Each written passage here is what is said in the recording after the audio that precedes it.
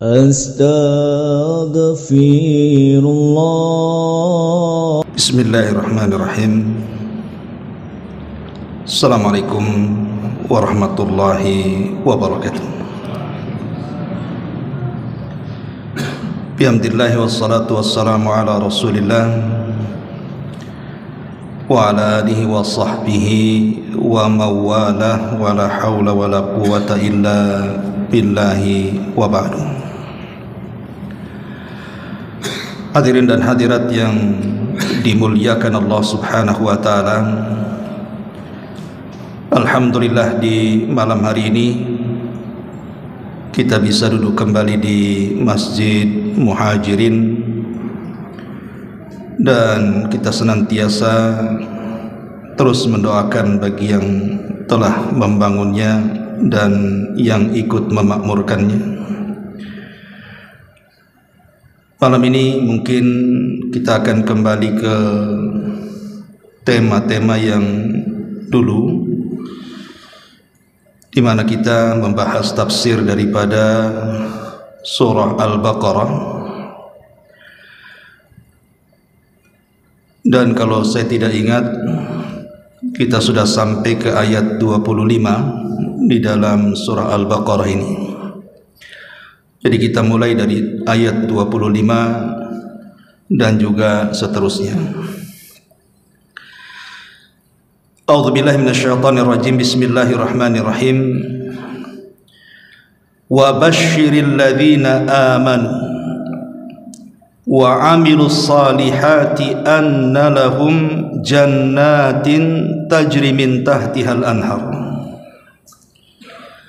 Kullama ruziku minha min thamaratir rizqa qalu hadha alladhi ruzikna min qablu wa utu bihi mutasyabiha wa lahum fiha azwajum mutahharatu wa hum fiha khalidun.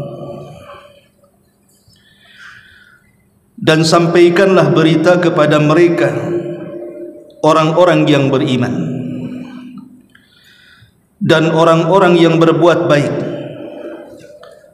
bahwa bagi mereka disediakan surga-surga yang mengalir sungai-sungai di dalamnya. Setiap mereka diberikan rizki buah-buahan dalam surga-surga itu, mereka pun mengatakan, inilah yang pernah diberikan kepada kami dahulu di dunia. Mereka diberi buah-buahan yang serupa, dan untuk mereka di dalamnya ada istri-istri yang suci, dan mereka akan kekal abadi di dalamnya. Al-Baqarah 25. Baik, ma'asyiral muslimin wal muslimat rahimani wa rahimakumullah. Di sini Allah Subhanahu wa taala mengatakan wa basyiril ladzina amanu wa 'amilus shalihat. Sampaikan berita gembira kepada orang-orang yang beriman dan orang-orang yang beramal saleh. Sebagian ahli tafsir mengatakan khitab ayat ini, artinya yang diajak bicara oleh ayat ini adalah Nabi SAW dan para sahabatnya. Jadi Allah Subhanahu wa taala menghabar gembirakan Nabi dan para sahabat di zamannya dengan habar gembira surga karena iman dan amal saleh mereka. Tapi ahli tafsir yang lainnya mengatakan ayat ini umum, bukan hanya mencakup Nabi dan para sahabat, tetapi seluruh orang-orang yang beriman dan beramal saleh sejak zaman Nabi hari ini sampai kiamat dibangkitkan. Maka ayat ini berlaku bagi mereka. Kenapa demikian? Karena kaidah memahami Al-Quran itu sebagaimana ma'ruf dicatat oleh para ulama tafsir, al-ibratu bi umumil lafzi la bi khususis sabab. Bahwa mengambil pelajaran dari Al-Quran itu bukan karena khususnya turun ini kepada siapa, tetapi umumnya lafaz ini mencakup siapapun yang membacanya. Artinya bahwa ayat ini umum. Kabar gembira yang diberikan Allah Subhanahu wa taala kepada orang-orang yang beriman dan beramal saleh ini adalah umum, baik bagi orang-orang di zaman Nabi, maksudnya para sahabat, ataupun kita semua yang menjadi umat Nabi sallallahu alaihi wasallam. Maka berbahagialah dengan janji Allah Subhanahu wa taala dalam ayat ini. Di sini Allah Subhanahu wa taala memisahkan antara iman dan amal saleh. Padahal sebenarnya amal saleh itu bagian daripada iman. Seseorang akan meningkat imannya kalau dia banyak melakukan amal salehnya, dan seseorang akan melemah keimanannya kalau dia lemah dalam amal salehnya. Lalu kenapa Allah Subhanahu wa taala memisahkan antara iman dan amal saleh di sini? Para ulama tafsir menyebutnya dengan sebutan dzikrul khas ba'dal 'am. Menyebutkan perkara khusus setelah menyebutkan perkara umum. Untuk apa maksudnya? Supaya manusia paham tentang pentingnya amal saleh untuk meningkatkan iman. Artinya amal saleh dalam meningkatkan iman itu lebih besar dibandingkan yang lain. Sama ketika Allah Subhanahu wa taala menyebutkan kalimat Jibril dipisahkan dengan para malaikat. Allah Subhanahu wa taala mengatakan tanazzalul malaikatu warruhu. Di malam Lailatul Qadar para malaikat itu turun ke bumi, dan juga ruh, maksudnya Jibril di sini. Kenapa Jibril dipisahkan dari kalangan malaikat? Bukankah Jibril itu bagian daripada para malaikat? Itulah yang disebut dengan dzikrul khas ba'dal 'am, menyebutkan perkara khusus setelah sebelumnya menyebutkan perkara umum. Untuk apa maksudnya? Untuk menunjukkan bahwa Jibril ini bukan malaikat biasa, tapi malaikat yang luar biasa. Bahkan dia adalah pemimpinnya para malaikat. Makanya dikeluarkan, dikhususkan setelah menyebut kalimat umum untuk mengetahui kedudukan Jibril di antara seluruh para malaikat. Maka dalam ayat ini juga sama. Ketika amal saleh kemudian dikeluarkan dari iman, bukan berarti amal saleh itu bukan bagian daripada iman, tidak. Dia bagian daripada iman. Tapi kenapa disebutkan terpisah? Supaya orang paham bahwa iman itu tidak mungkin tegak kecuali dengan amal saleh. Ma'asyiral muslimin wal muslimat rahimakumullah. Di sini Allah Subhanahu wa taala menjelaskan kepada kita tentang tabsyir, kabar gembira. Kita tahu bahwa sesuatu yang paling besar dari faedah kenapa Allah Subhanahu wa taala menghabar gembirakan bagi orang-orang yang beriman dan beramal saleh dengan sorga yang luar biasa kenikmatannya itu. Ulama menyebutnya adalah annaha tunasyid al-amilin, supaya orang-orang yang beramal saleh itu semakin giat dalam melakukan amalnya, semakin semangat. Samalah kalau seandainya Anda ini merekrut karyawan untuk bekerja ke tempat Anda, entah memperbaiki rumah atau memperbaiki peralatan rumah tangga atau memperbaiki kendaraan, kemudian kita kasih harga yang tinggi. Kamu perbaiki AC ini, kalau saya perbaiki saya kasih engkau 100 juta. Perbaiki motor saya, kalau selesai saya kasih 200 juta. Padahal harga motor itu tidak sebanding upahnya. Saya kira orang yang memperbaiki motor itu tidak akan main-main, karena upahnya besar. Lah begitu juga orang-orang yang beramal saleh. Ketika Allah Subhanahu wa taala menghadiahi sebuah kenikmatan yang luar biasa, yang tidak pernah dilihat mata, didengar telinga, terlintas dalam otak manusia pun tidak bisa, sorga yang penuh kenikmatan di dalamnya, dihadiahi bagi orang-orang yang beramal saleh dan beriman sebelumnya, tentu ini bisa menyemangati kita untuk senantiasa terus berbuat baik, karena hadiahnya sorga, bukan main-main. Tapi masalahnya, terkadang ada orang-orang yang diberikan kabar gembira oleh Allah Subhanahu wa taala dengan adanya sorga, tidak memancing semangat dia untuk melakukan banyak amal saleh. Tahu kalau seandainya orang yang melaksanakan salat itu dimasukkan ke dalam sorga, tapi berapa banyak orang-orang yang mereka justru tidak melaksanakan salat. Tahu kalau seandainya orang yang berpuasa Ramadan itu akan menyebabkan orang masuk sorga, tapi masih banyak kaum muslimin yang meninggalkan puasa, yang meninggalkan zakat, yang meninggalkan haji, meninggalkan zikir, baca Quran dan yang semacamnya. Kenapa? Kenapa himbauan dan kabar gembira Allah itu seolah-olah tidak dipedulikan oleh sebagian besar manusia? Karena mereka menganggap bahwa sorga itu seolah-olah hanya cerita. Kenapa kemudian mereka menganggap seolah-olah itu sorga hanya cerita, bukan sebuah kenyataan yang ada?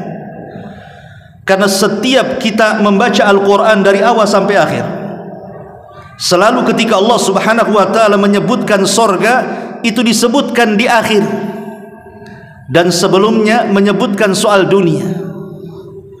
Jadi dunia dulu baru sorga, dunia sorga, selalu disebutkan dalam Quran seperti itu. Mendahulukan menyebutkan dunia, baru menyebutkan akhirat. Inilah kata ulama tafsir bahwa ini yang menjadikan kenapa orang tidak yakin dengan adanya sorga, karena kita terlahir di dunia, tidak terlahir di sorga. Kalau kita terlahir di sorga, saya kira kita tidak mungkin mau di dunia. Jadi kalau seandainya saya, ibu bapak dilahirkan di sorga, saya yakin tidak ada yang mau pindah dari sorga ke dunia. Cuman masalahnya, kita ini terlahir di dunia, dan sorga itu hanya didengar sebagai cerita saja. Makanya ada sebagian orang yang mengatakan bahwa dunia lebih sorga dibandingkan sorga. Dari sini Nabi SAW mengatakan, ad-dunya sijnul mu'min wa jannatul kafir. Bahwa sorga dunia ini adalah penjara bagi orang-orang yang beriman, tapi dia lebih sorga bagi orang-orang kafir. Jadi orang kafir menganggap dunia ini sorga, sehingga mereka tidak mau mati dan berpisah dari dunia, sehingga hidup mereka hanya mencari dunia, dunia, dunia, dan mereka takut dengan adanya kematian karena akan berpisah dengan dunianya. Tapi orang-orang yang beriman tidak demikian. Orang yang beriman justru dunia itu diinvestasikan untuk sorga, sehingga saat menjelang ajalnya dia sangat bahagia, karena dia akan berpindah dari kehidupan yang hina menjadi kehidupan yang bahagia.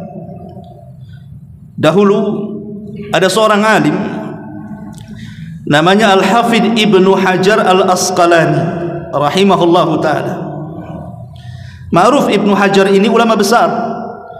Dialah yang mengarang kitab Bulughul Maram. Dia juga yang mengarang Syarah Sahih Bukhari. Banyak kitabnya yang dibaca oleh ulama-ulama dunia. Bahkan tidak ada pesantren kecuali membaca kitabnya. Al-Hafidh Ibnu Hajar Al-Asqalani pernah menjadi seorang hakim di zamannya ketika berada di Mesir. Jadi beliau diangkat oleh negara menjadi seorang hakim. Tentu seorang hakim negara yang mengeluarkan fatwa bukan orang biasa.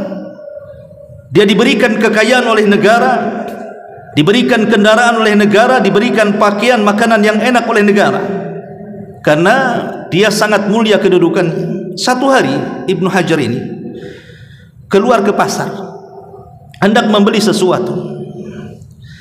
Tiba-tiba di pasar, yang namanya ulama besar, murid-muridnya di mana-mana, satu pasar keluar semua. Kemudian menghampiri Al-Hafidh Ibnu Hajar ini, hanya ingin mencari berkahnya. Ada yang bertanya, ada yang ingin salaman saja, hanya ingin menyapa saja, karena mereka sangat memuliakan ulama di zaman itu.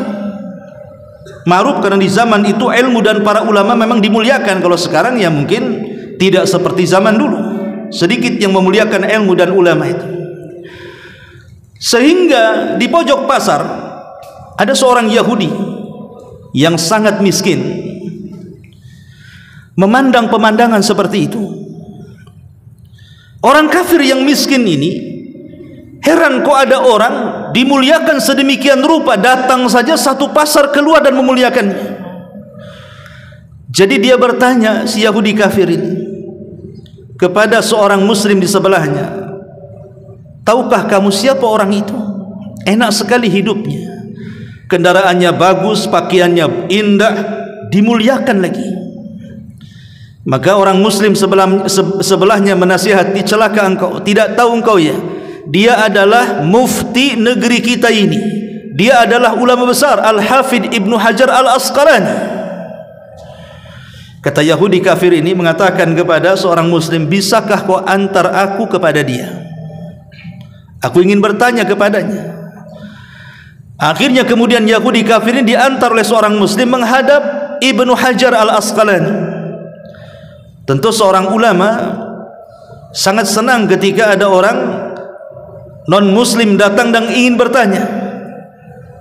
Kemudian setelah dihadapkan orang Yahudi kafir ini, dia mengatakan, wahai imam, bisa enggak kami bertanya sesuatu kepadamu? Kata Imam Ibnu Hajar, silahkan ya. Apa yang akan kau tanyakan? Maka sang Yahudi kafir ini mengatakan, wahai imam, bukankah engkau memandang kami itu kafir di matamu? Kata Imam Ibnu Hajar, tentu, di mataku engkau kafir. Kata Yahudi kafir ini mengatakan, baik, bagaimana pendapatmu dengan sebuah hadis yang disabdakan nabimu? Kemudian kata Ibnu Hajar mengatakan, tentu, apa itu? Kemudian sang Yahudi kafir membacakan hadis, ad-dunya sijnul mu'min wa jannatul kafir. Wa imam, bukankah nabimu mengatakan bahwa dunia ini adalah penjara bagi orang-orang yang beriman dan sorga bagi orang kafir? Saya di matamu adalah kafir. Kenapa seolah-olah dunia ini membelenggu diriku, seolah-olah penjara bagiku? Aku tidak pernah hidup enak sejak kecil sampai sekarang. Aku ini orang miskin. Katanya dunia di matamu bagi orang kafir itu sorga, tapi di mataku dunia adalah neraka. Sementara engkau di matamu seorang mukmin, tetapi saya lihat engkau tidak terpenjara dengan dunia. Engkau malah memiliki kendaraan yang indah, digaji pemerintah, bajumu bagus, kau dimuliakan manusia. Mana ada penjara bagimu? Yang ada aku yang dipenjara, engkau yang berada di sorga. Kalau pertanyaan ini disampaikan kepada kita, mungkin kita susah menjawabnya. Tapi karena pertanyaan ini dilontarkan kepada sang imam ulama besar, tentu jawabannya sudah ada di kepalanya. Maka Al-Imam Ibnu Hajar Al-Asqalani mengatakan, wahai Yahudi kafir, sesungguhnya kenapa Nabi kami mengatakan dunia ini penjara bagi orang yang beriman dan sorga bagi orang kafir? Saya walaupun seperti yang kau lihat, memiliki kendaraan yang sangat bagus, kemudian juga pakaian yang sangat indah, kemudian digaji pemerintah, bagi saya dunia tetap penjara. Kenapa? Kata Imam Ibnu Hajar mengatakan, bagi saya, kita orang yang beriman, dunia ini tetap penjara. Kemudian Imam Ibnu Hajar menjelaskan, karena kami belum terbebas dari amal saleh dan kewajiban. Sekaya apapun manusia tetap harus sholat, sekaya apapun manusia tetap dia harus puasa Ramadan, harus haji kalau mampu, harus zakat kalau sudah sampai haul dan nisabnya, harus banyak melaksanakan ibadah, membaca Quran, berzikir, bersilaturahim, birrul walidain, dan ibadah yang banyak. Kita tidak bisa lepas seperti yang engkau lakukan. Engkau wahai kafir, kau senang-senang saja, kau tidak sholat, kau tidak puasa, kau tidak apa-apa, tapi kami terbebani dengan itu semuanya. Tetapi kata Imam Ibnu Hajar, walaupun demikian, kami punya rumah kelak di sorga, tempat kembali kami. Walaupun kami terpenjara dengan ibadah-ibadah di sini, seolah-olah kami ini menjadikan dunia ini penjara bagi kami, tapi dibandingkan dengan sorga yang menanti kami, penjara ini bukan apa-apa. Tapi engkau wahai kafir, kehidupanmu di dunia masih tetap dianggap sorga dibandingkan neraka yang menantimu. Sebab kalau seandainya kau masuk neraka, dipastikan kau lebih memilih hidup di dunia dengan kondisimu. Makanya kenapa bagi orang kafir dunia itu bagaikan sorga bila dibandingkan neraka yang menantinya. Ma'asyiral muslimin wal muslimat rahimakumullah. Baik, di sini Allah Subhanahu wa taala mengatakan, wa basyiril ladzina amanu wa amilus shalihat. Beri kabar gembira bagi orang-orang yang beriman. Kabar gembira bagi orang-orang yang beriman itu mencakup dunia dan akhirat. Adapun di dunia, orang-orang yang beriman akan diberikan al-karamah, kemuliaan, was-sa'adatu, dan kebahagiaan. Dan itu dijelaskan di dalam Al-Qur'anul Karim, di mana Allah Subhanahu wa taala mengatakan, man amila salihan, man amila salihan min dzakarin wa untha, min dzakarin au untha wa huwa mu'minun falanuhyiyannahu hayatan thayyibah. Bagi orang-orang yang beramal saleh dan dia laki-laki ataupun perempuan dalam kondisi beriman, maka kami akan berikan kehidupan yang indah di dunia. Walanaziyannahum, dan juga mereka akan diberikan balasan kelak di akhirat.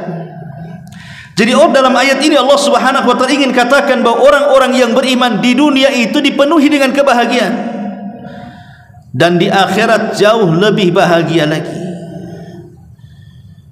Dari mana kita tahu bahwa orang-orang yang beriman diberikan kebahagiaan di dunia? Karena orang-orang yang beriman itu di dunia akan diberikan hadiah berupa al-maghfiratu mir rabbihim. Pertama, dosa-dosa mereka akan diampuni oleh Allah Subhanahu wa taala. Sebagaimana Allah Subhanahu wa taala berfirman di dalam Al-Qur'anul Karim, wa basyiris sabirin alladzina idza asabathum musibatun qalu inna lillahi wa inna ilaihi raji'un ulaika alaihim salawatu mir rabbihim wa rahmah wa ulaika humul muhtadun. Beri kabar gembira orang-orang yang bersabar, yang apabila ditimpa kepada mereka musibah, mereka mengatakan kami semua datang dari Allah dan akan kembali kepada Allah. Dan merekalah orang-orang yang mendapatkan pujian dari Allah, rahmat dari Allah, dan merekalah orang-orang yang diberikan petunjuk di dunia dan petunjuk di akhirat. Tentu petunjuk di akhirat adalah petunjuk untuk masuk ke dalam surga. Iman melahirkan sabar, karena tidak mungkin orang-orang yang sabar kalau tidak iman sebelumnya. Lihat orang-orang kafir, mereka tidak bersabar karena tidak ada iman. Hanya orang-orang yang berimanlah yang bisa sabar. Dan orang-orang yang sabar, lihat Allah Subhanahu wa taala menganugerahkan apa kepada mereka? Pertama, pujian dari Allah, salawat. Yang kedua, rahmat. Dan yang ketiga, petunjuk, tentu bimbingan di dunia dan bimbingan menuju surga.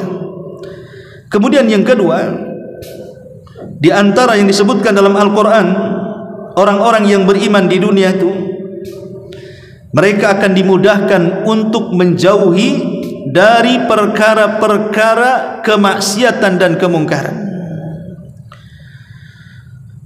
Allah Subhanahu wa taala mengatakan, walladzina ijtanibut taghuta an ya'buduha wa anabu ila Allahi lahumul busyra fabashshir ibadi. Orang-orang yang menjauhi taghut untuk disembah dan mereka kembali kepada Allah Subhanahu wa taala, bagi mereka al-busyra, kabar gembira. Fabashshir ibadi, maka kabar gembirakan kepada hamba-hamba.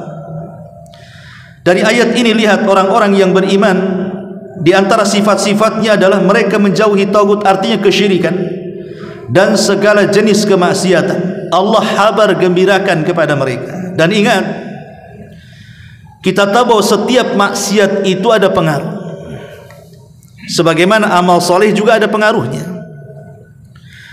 Pengaruh kemaksiatan ini macam-macam. Apakah itu mempengaruhi badan kita yang bermaksiat, ataukah justru juga bisa berdampak kepada orang lain, bahkan kepada satu negara? Contoh, Nabi SAW mengatakan nasihat kepada orang-orang muhajirin. Kata Nabi SAW, ya ma'syaral muhajirin, khamsun idza btulitum bihinna wa a'udzu billahi an tudrikuhun. Kata Nabi SAW, wahai orang-orang muhajirin, 5 perkara jangan sampai menimpa kalian. Kalau sampai menimpa kalian, aku berlindung kepada Allah, mudah-mudahan tidak sampai kepada kalian. Salah satunya Nabi mengatakan apa? Man lam tadharil fahishatu fi qaumin qat hatta tu'linu biha illa fasha fihimut ta'un wal auja lam takun madat fi aslafihimul ladzina madaw. Tidaklah sebuah kemungkaran, fahisha itu diartikan perzinahan, homoseksual, LGBT lah bahasa kitanya. Tidaklah sebuah perzinahan dan LGBT itu menyebar di mana-mana tanpa memiliki rasa malu lagi, kecuali Allah Subhanahu wa taala akan kirimkan kepada mereka penyakit taun dan penyakit-penyakit yang belum terjadi di zaman Nabi.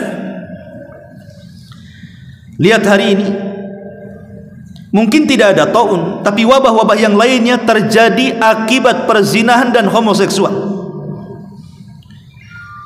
Penyakit yang ma'ruf yang sampai hari ini diteliti oleh para ulama, dunia farmasi dan kedokteran, bahkan orang-orang hebat di barat sekalipun, sampai hari ini belum mampu menemukan obat yang disebut dengan AIDS.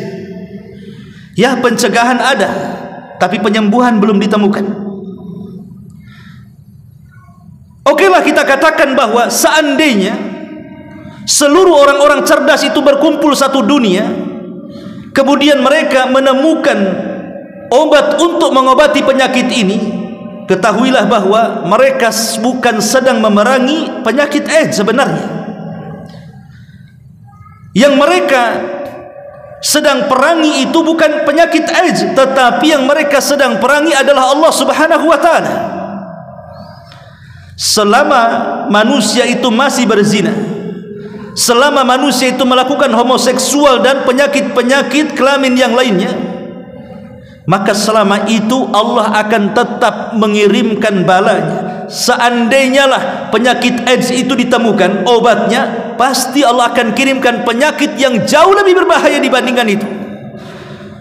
Karena mereka tidak sedang memerangi penyakit, mereka sedang memerangi Allah Subhanahu wa taala. Yang Allah inginkan stop, jangan berzina,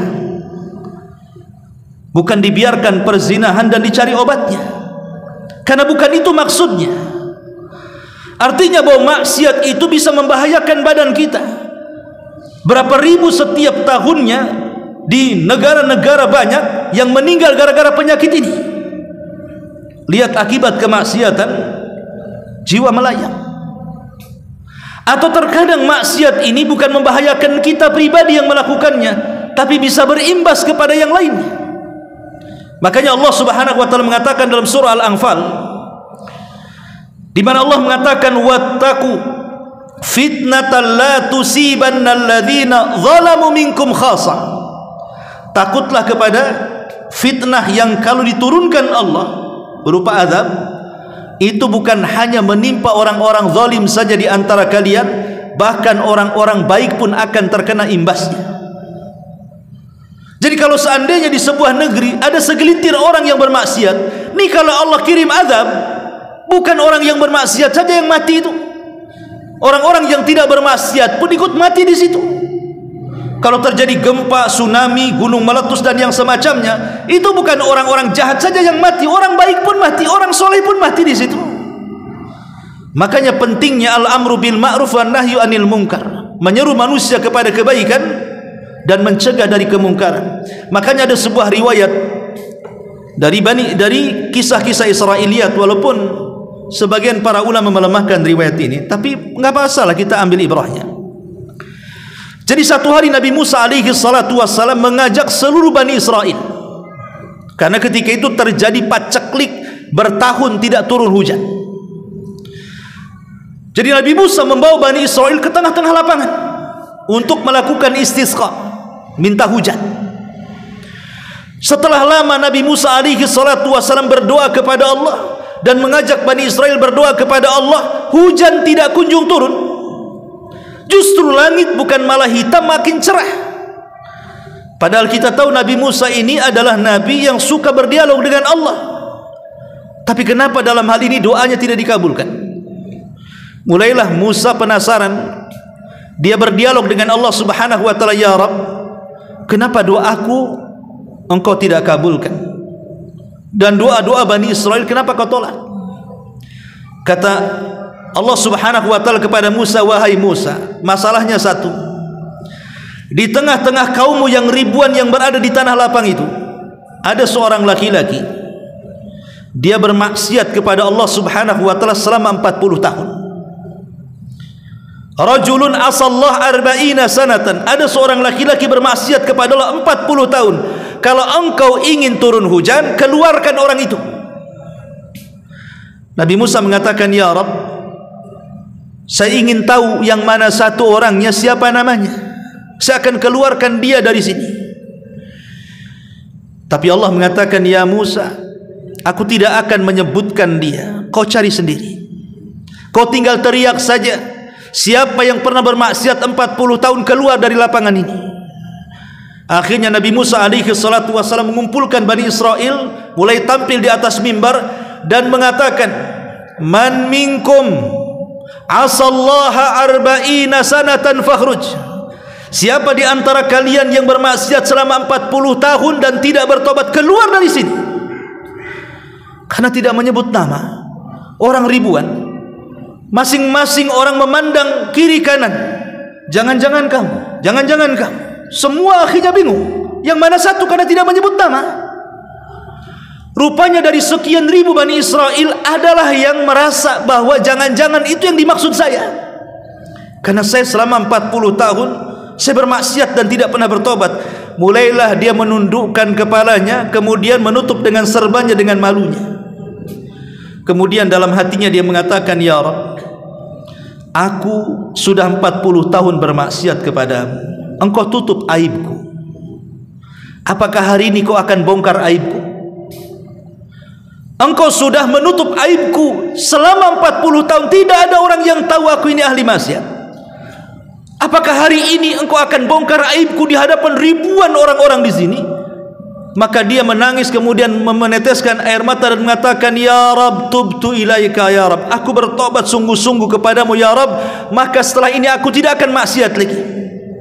Ketika dia bertobat, menangis, dan dia berjanji tidak kembali ke maksiat, tiba-tiba langit yang tadinya cerah menjadi gelap dan siap menurunkan hujannya. Nabi Musa alaihi salatu wassalam heran, kenapa Allah subhanahu wa ta'ala langsung menggelapkan langit padahal belum ada yang keluar dari situ. Maka dia datang lagi menghadap Allah dan mengatakan, ya Rabb, bukankah kau tadi mengatakan engkau tidak akan mengijabah doa-doa kami dan tidak mungkin memberikan hujan sampai kau keluarkan satu orang yang bermaksiat 40 tahun? Orang itu belum keluar, kenapa kau ijabah? Maka Allah mengatakan, ya Musa, orang yang bermaksiat 40 tahun itu sudah bertobat. Karena tobatnya inilah aku turunkan hujan. Maka Musa mengatakan, ya Rabb, tunjukkan siapa dia, siapa namanya, saya ingin tahu siapa dia. Maka Allah mengatakan, ya Musa, ketika orang itu 40 tahun bermaksiat, ku tutup aibnya. Sekarang dia sudah bertobat, ku bongkar aibnya. Ketika bermaksiat saja ku tutup aibnya, masa setelah bertobat ku bongkar aibnya? Lihat bagaimana rahimnya Allah Subhanahu wa taala kepada kita. Bayangkan kalau seandainya maksiat kita satu saja dibongkar, boleh jadi kita bisa mati berdiri, malu dan dipermalukan oleh manusia. Tapi Allah itu rahim. Banyak di antara kita yang ditutup aibnya, sehingga walaupun kita ini sebenarnya hina di mata manusia, tetap memuliakan kita. Kenapa? Karena Allah itu sitir, maha penutup aib. Bersyukurlah kepada Allah yang masih menutup aib kita. Makanya kenapa termasuk dosa besar orang yang menceritakan aibnya sendiri kepada orang lain. Kata Nabi SAW, ada manusia yang ketika kemudian dia bermaksiat di malam hari, tiba-tiba dia bongkar aibnya kepada manusia di siang hari, atau bermaksiat di siang hari Allah sudah tutup aibnya, dia bongkar pula maksiatnya di malam hari. Maka orang ini adalah seburuk-buruk manusia di hadapan Allah Subhanahu wa taala. Inilah Allah mengatakan kepada Musa, wahai Musa, ketika dia bermaksiat ku tutup aibnya, masa setelah kau tobat aku bongkar aibnya? Tidak bisa wahai Musa. Maka sejak itu Nabi Musa tidak tahu siapa orangnya. Tapi dari sini kita tahu, lihat akibat satu orang yang bermaksiat, tidak turun hujan dan menjadikan kekeringan dan membahayakan ribuan manusia. Satu orang yang bermaksiat, satu negara bisa rugi. Itulah maksiat namanya. Ma'asyiral muslimin yang dimuliakan Allah Azza wa Jalla, hanya orang-orang yang beriman yang akan menjauh dari kemaksiatan. Karena iman itu yazid wa yankus, dia bisa berkurang, dia bisa bertambah. Dia berkurang karena kemaksiatan, dan dia bertambah karena amal saleh, ketaatan kepada Allah Subhanahu wa taala. Ma'asyiral, inilah gaya orang-orang yang beriman, maka mereka mampu menjauhi kemaksiatan dan kemungkaran. Dengan adanya orang-orang yang beriman, maka terselamatkanlah pribadi-pribadi manusia, bahkan terselamatkan satu bangsa karena keimanannya. Ini tentu kabar gembira di dunia. Adapun di akhirat, bukan hanya sebelum masuk surga, setelah masuk surga, tapi sebelum masuk surga, ketika di alam barzakh, bahkan ketika saat detik wafatnya saja, orang-orang yang beriman itu sudah dibahagiakan Allah.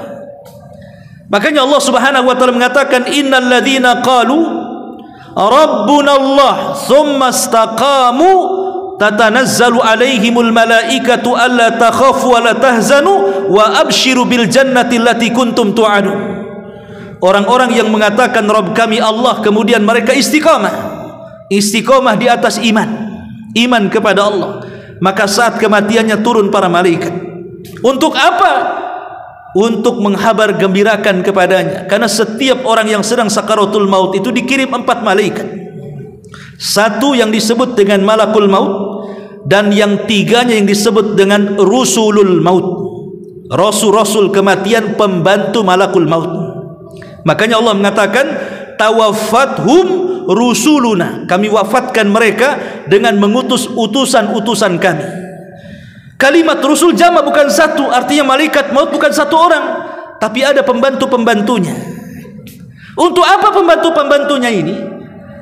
Ingat, malaikat maut itu tugasnya satu saja, dia mencabut nyawa yang ada di tenggorokan. Setelah dicabut, selesai tugas dia. Bebannya diberikan kepada para malaikat yang lainnya, termasuk yang mendorong ruh dari setiap jari-jari dan kaki-kaki, kemudian didorong sampai ke badan, sampai kemudian bersarang di kerongkongan. Itu bukan tugas malakul maut, itu tugas para pembantu malaikat. Baru setelah didorong ruh itu sampai di kerongkongan, disitulah malakul maut mengambil dari mulutnya. Maka disebut malaikat kematian. Karena kalau sudah ruh di tenggorokan dan sudah dipegang malakul maut, tidak ada yang bisa mengembalikan ruh ke dalam jasadnya. Itulah yang Allah katakan dalam Al-Quran, hatta idza balagatit taraqi wa qila man rah. Ketika ruh sudah sampai di tenggorokan, siapa yang bisa meruqyah dia, mengobati dia, mengembalikan ruhnya? Tidak bisa. Karena kalau sudah di sini, itu artinya ruh sudah dipegang malakul maut. Dari sinilah kenapa Nabi SAW mengatakan, innallaha yakbalu taubata abdin ma lam yughargir. Allah itu masih menerima taubatnya seorang hamba sebelum ruh di kerongkongan. Sebab kalau ruh sudah di kerongkongan dipastikan mati, percuma taubat juga. Tapi orang-orang yang beriman, ketika rusul maut itu mendorong dengan pelan, kemudian ruh sudah sampai di tenggorokan, maka malaikat-malaikat yang lainnya ada yang menyediakan kain kafan dari sorga, ada yang menyediakan minyak wangi dari sorga, ada yang membisik-bisikan di telinganya, jangan takut, jangan sedih, kau sudah dihabarkan sorga. Macam mana ruh seorang yang beriman tidak bahagia kalau seperti ini? Makanya Nabi SAW mengatakan, ruhnya seorang mukmin ketika keluar ibarat tetesan terakhir yang keluar dari mulut teko. Anggaplah ini teko, kalau penuh dengan air kita tuangkan pasti akan muncrat karena masih banyak isinya. Tapi kalau tinggal satu tetes saja dalam teko itu, kemudian kita tuangkan, maka yang satu tetes itu akan berjalan dengan sangat pelan sampai di mulut teko. Netesnya saja gantung dulu baru netes. Begitulah ruhnya seorang mukmin dicabut pelan-pelan seperti aliran terakhir dari mulut teko, kata Nabi. Saking lembutnya.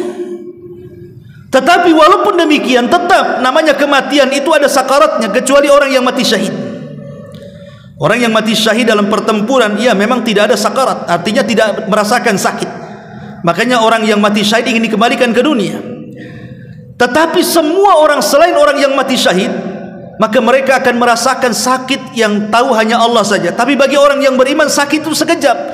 Karena hikmahnya, kata para ulama, sakit yang dirasakan saat sakaratul maut bagi orang-orang yang beriman itu boleh jadi itu akhir untuk menebus kesalahannya. Karena sakit itu diantara hikmahnya menggugurkan dosa. Boleh jadi sakit itulah untuk menggugurkan dosa terakhir yang di badannya. Tapi bagi orang kafir, sakit itu justru awal azab bagi dirinya.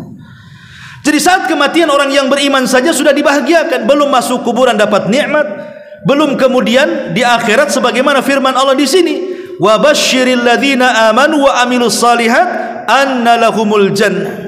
Mereka akan diberikan sorga-sorga yang mengalir di bawahnya sungai-sungai. Ma'asyiral muslimin wal muslimat rahimakumullah. Ini yang pertama. Yang kedua, Allah menghabar gembirakan setelah iman adalah amal soleh. Amal soleh ini definisinya adalah orang yang melakukan kewajiban dia kepada Allah, atau disebut dengan haqqullah.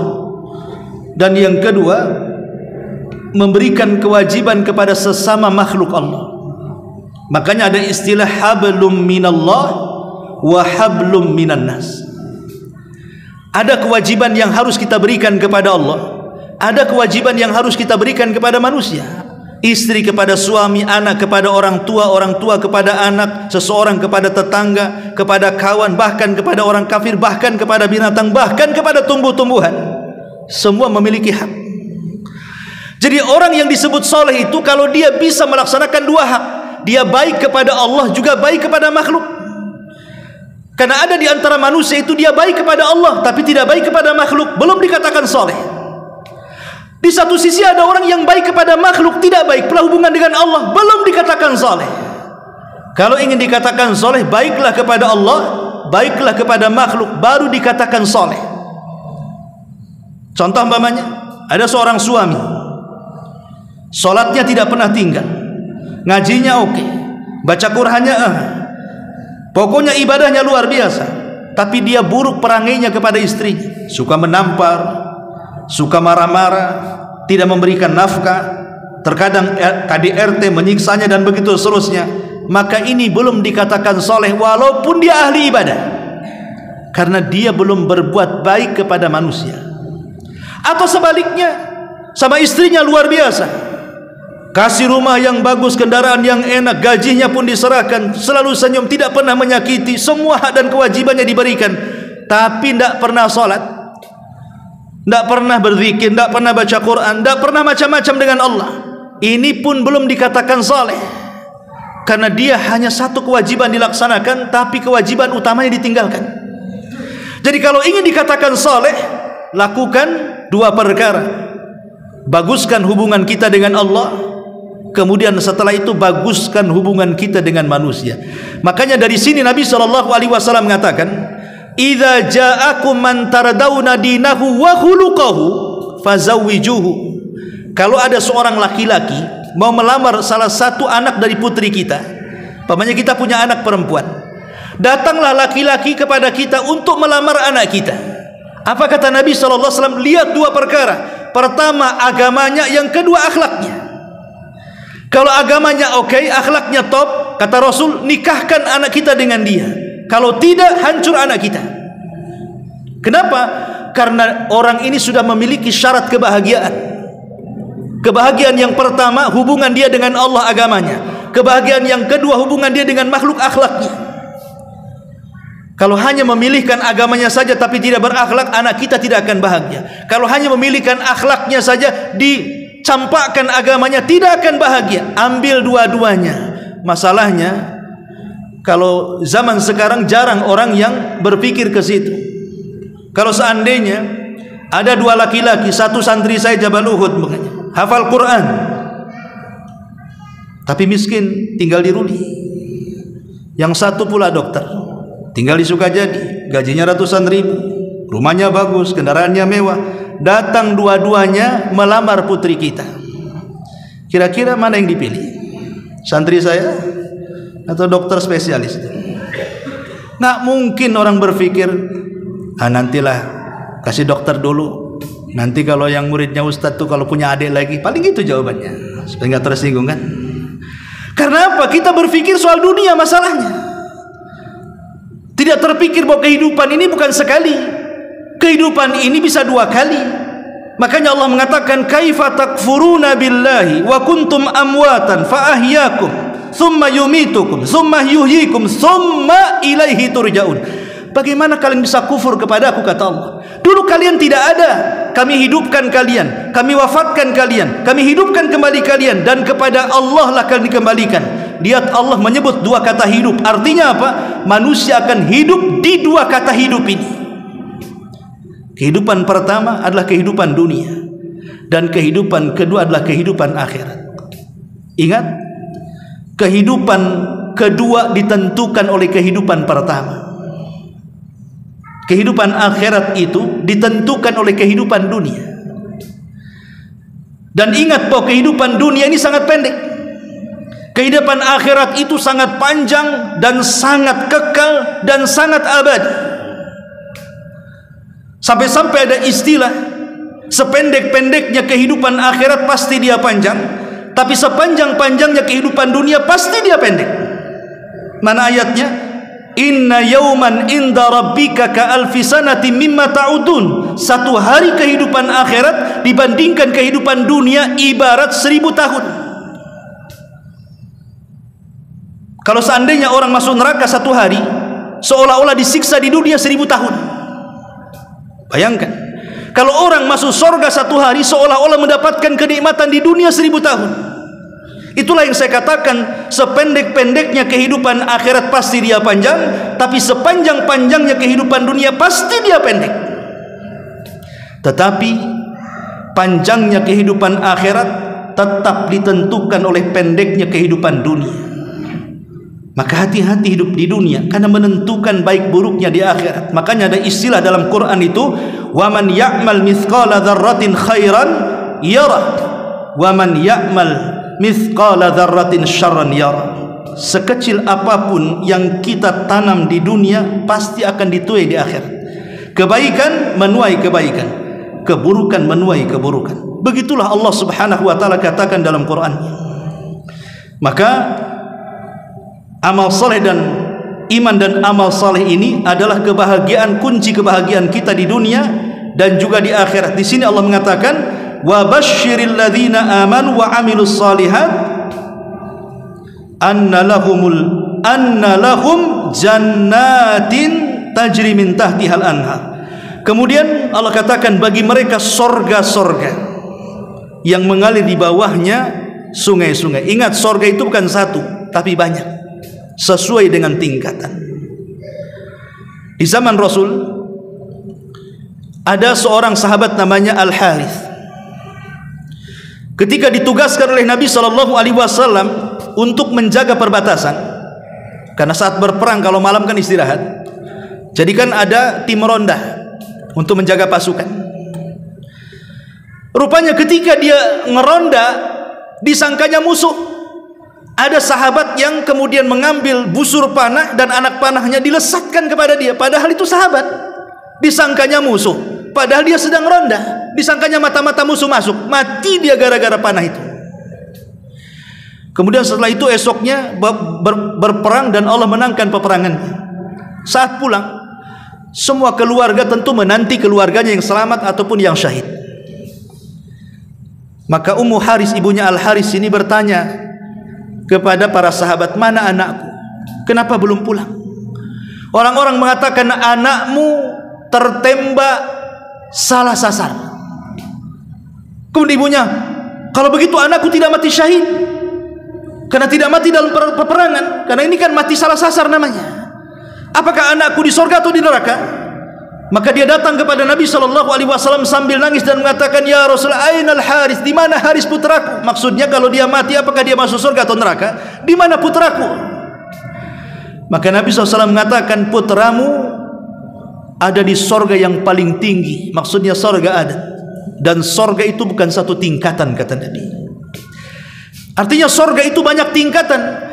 Makanya Syekhul Islam Ibnu Taimiyah rahimahullah taala ketika memberikan catatan kepada hadis Nabi SAW kepada para pembaca Quran nanti di sorga, Allah mengatakan dan mengumpulkan orang-orang yang pakar Quran, yang gemar membaca Quran itu. Apa kata Allah? Iqra, baca Quran, wartak, naik kau ke sana. Kemudian diletakkan rop-rop sayap di pundaknya dan dia pun terbang. Kata Nabi SAW, warattil kama kunta turatil fid dunya. Tartilkan bacaanmu sebagaimana kau membaca Quran di dunia, kau tartilkan juga di sini. Fa inna manzilataka inda akhiri ayatin takruha. Tempat dudukmu di sorga ditentukan dengan akhir ayat yang kau baca di dunia. Ulama mengatakan semakin banyak baca Quran semakin tinggi tingkatannya. Syekhul Islam Ibnu Taimiyah ketika memahami ayat ini mengatakan bahwa jumlah tingkatan di sorga itu sebanyak ayat dalam Al-Quran. Berapa ayat dalam Al-Quran? 6.500 kurang lebih. Sebanyak itulah tingkatan di sorga. Dan satu tingkatan ke tingkatan berikutnya bagaikan langit dan bumi. Satu tingkatan ke tingkatan itu bagaikan langit dan bumi. Sementara tingkatan di sorga itu sebanyak ayat dalam Quran. Bahkan ada sebagian ulama mengatakan sebanyak huruf dalam Quran. Saking banyaknya tingkatan, makanya di sini menggunakan jama'. Lahumul jannat, bahwa sorga itu bukan satu tapi banyak, sesuai dengan tingkatannya. Kemudian Allah mengatakan tajri min tahtihal anhar, di dalamnya mengalir sungai-sungai.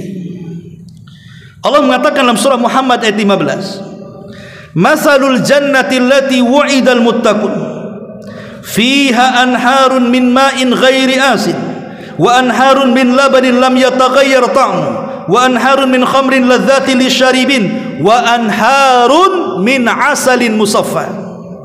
Perumpamaan sorga yang dijanjikan kepada orang-orang yang bertakwa. Di dalam sorga itu ada sungai dari air yang tidak berubah rasanya dan juga tidak berubah baunya. Kemudian ada air atau sungai dari susu yang tidak berubah rasanya. Kemudian ada air sungai dari khamar yang lezat bagi peminumnya. Dan ada air sungai dari madu yang disaring yang sangat lezat dan enak bagi orang-orang yang memakannya. Lihat bagaimana Allah menyediakan air. Ulama tafsir mengatakan sungai di sorga itu tidak ada dinding kiri kanan. Kalau kita lihat buat solokan supaya air tidak meluber, tentu akan dikasih dinding kiri kanan kan, supaya airnya tidak kemana-mana. Tapi di sorga itu tidak ada dinding, tidak ada yang menyekat kiri kanan, tapi tidak meluber kemana-mana. Ya tentu innallaha ala kulli syai'in qadir, Allah itu segala sesuatu maha mampu. Dan itu keajaiban sorga. Jadi Allah subhanahu wa ta'ala akan berikan setiap tingkatan di sorga itu satu aliran sungai. Itu air bersih, air mineral, tidak pernah berubah baik rasa atau baunya. Tapi negara kita saja, saya waktu masih kecil di Majalengka sana, kebetulan di kampung saya itu ada 3 sungai, ada 4 sungai yang kecil. Empat-empatnya bisa digunakan. Mandi, nyuci, pokoknya semua serba di sungai. Tapi belakangan saya pulang ke sana, satu pun sungai tidak dipakai. Penuh limbah tahu di situ. Wah, sampah di mana-mana, ikan pun mati. Itulah sungai di dunia bisa berubah. Dalam hitungan tahun bisa berubah kan? Tapi sungai di sorga tidak akan berubah, baik rasanya ataupun baunya, seolah-olah sumbernya. Kemudian yang kedua, ada sungai dari susu tidak berubah rasanya. Kita saja kalau buat susu, umpamanya kita buat susu, letakkan susu itu 1 minggu, jangan diminum. Setelah 1 minggu baru diminum. Nggak mencret yang minum tuh. Berubah susu di dunia itu kan. Bisa jadi penyakit, ada racunnya. Tapi susu di sorga tidak akan berubah rasanya. Ya segitu saja rasanya. Kemudian ada sungai dari khamar, dari arak. Sangat lezat peminumnya.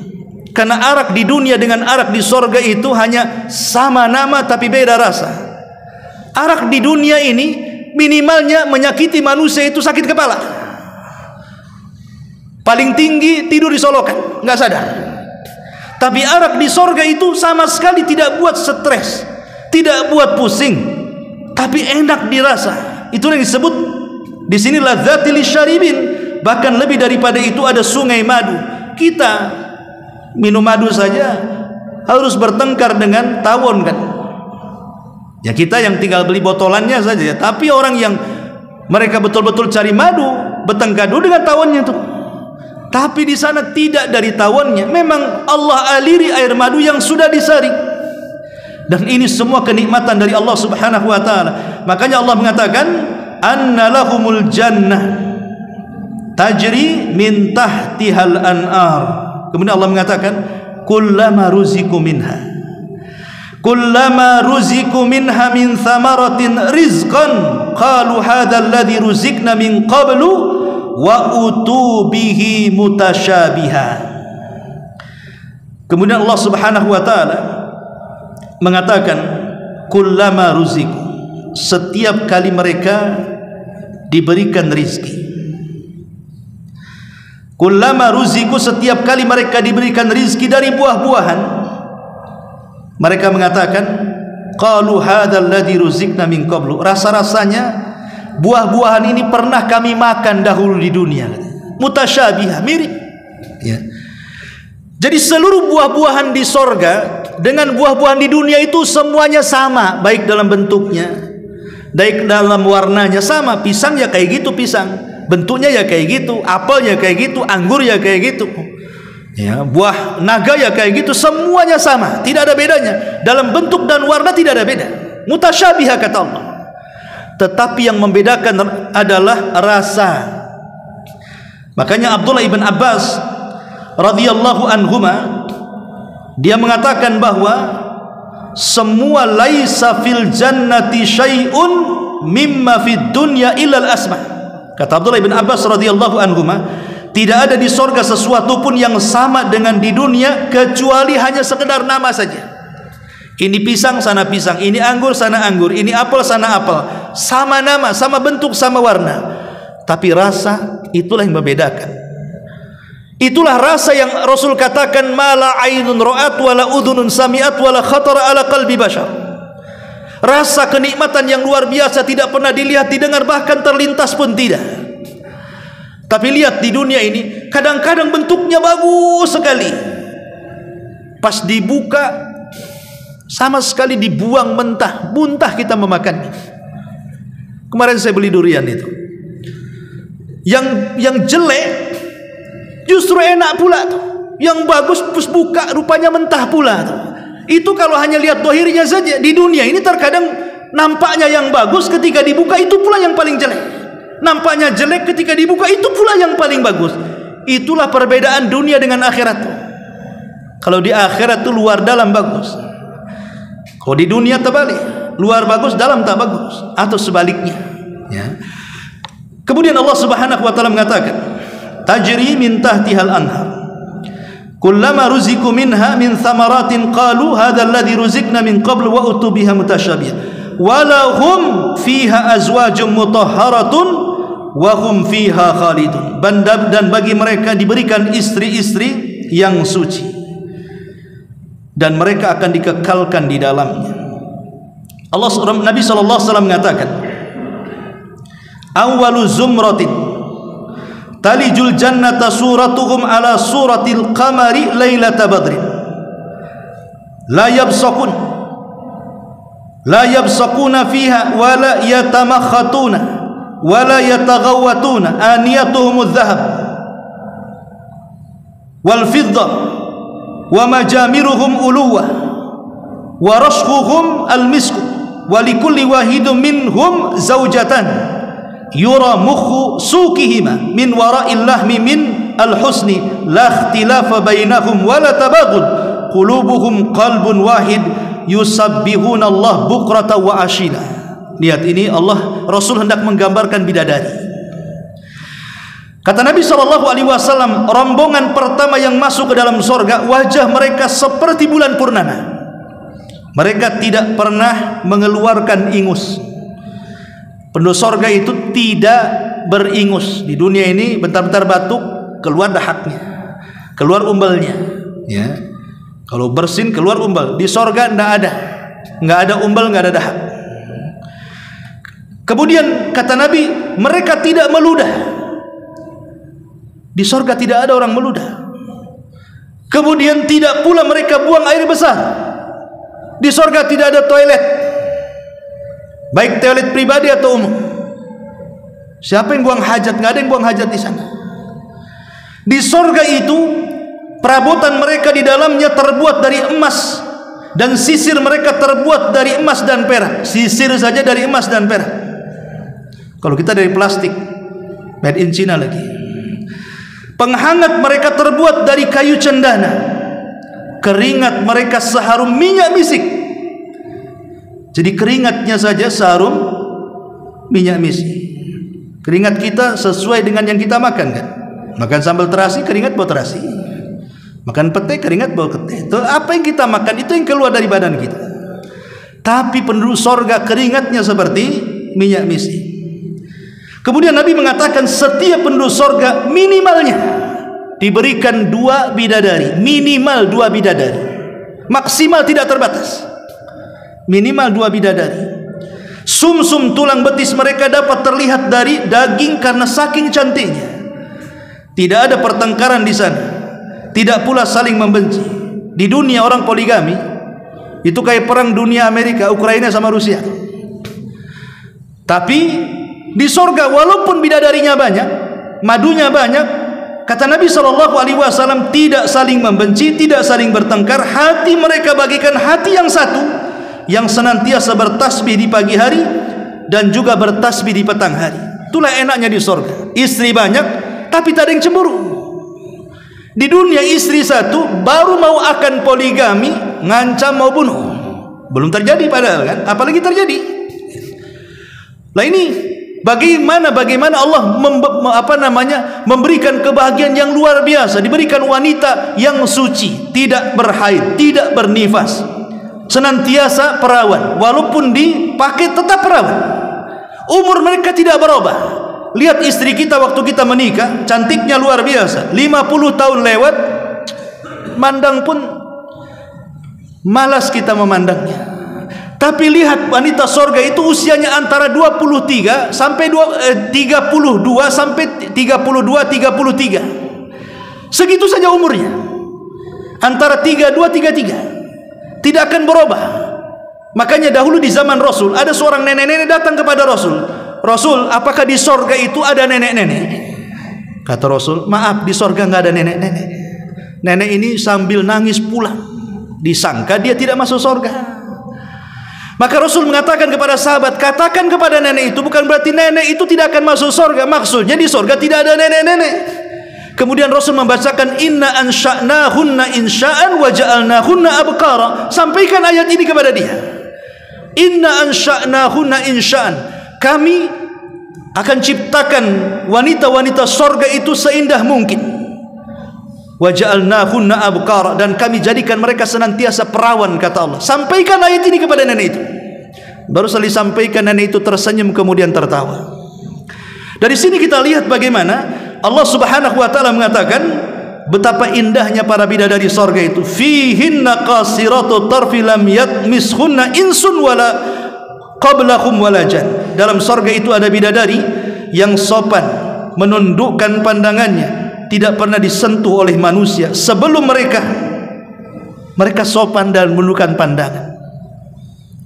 Imam Ahmad itu punya istri, dan diceritakan oleh beliau, sepanjang saya menikah sampai menjelang wafat, aku tidak pernah bertengkar walaupun satu kali dengan istriku. Kenapa? Karena istrinya memahami, nurut dengan perkataan Imam Ahmad. Tidak pernah ada pertengkaran walaupun sekali seumur hidup dia. Saya tanya, antum yang sudah beristri, berapa kali bertengkar dengan istri coba? Masalah pulang kampung aja tengkar, masalah belanja tengkar, masalah pakaian, lebaran, semua ditengkarkan. Masalah sederhana jadi besar, masalah besar makin besar. Artinya wanita-wanita yang mungkin memiliki sifat bidadari di dunia itu sangat sedikit sekali, sangat sedikit sekali gitu maksudnya. Mungkin dari sekian ribu. Tapi lihat wanita-wanita sorga itu tidak seperti yang kita bayangkan. Inilah, dan mereka Allah katakan di akhir ayat, dan mereka akan dikekalkan di dalamnya. Artinya kenikmatan sorga itu kenikmatan yang kekal, kenikmatan yang abadi dan selama-lamanya. Wallahu alam, satu ayat saja. Subhanaka wa bihamdika asyhadu an la ilaha illa anta astaghfiruka wa atubu ilaik. Allahu taala alam. Assalamualaikum warahmatullahi wabarakatuh.